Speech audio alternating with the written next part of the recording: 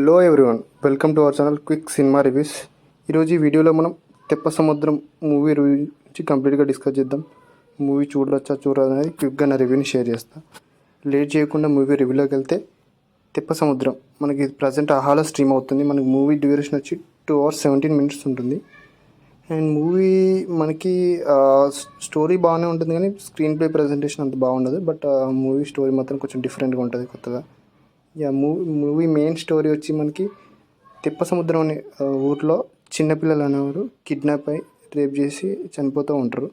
అసలు ఆ కిడ్నాప్ చేసేది ఎవరు, ఎవరు చేస్తున్నారు, అది ఎందుకు చేస్తున్నారు అనేది మన పోలీస్ ఇన్వెస్టిగేషన్లో బయటపడ్డదా లేదా అనేది మనం కంప్లీట్గా movie through out the movie చూస్తాం.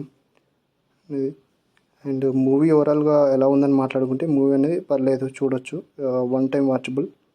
బట్ స్క్రీన్ ప్లే ప్రజెంటేషన్ అంత బాగాలేదు, కానీ బట్ మూవీ స్టోరీ మాత్రం కొత్తగా డిఫరెంట్గా ఉంది. That's all for the quick review. Please make sure to subscribe our channel.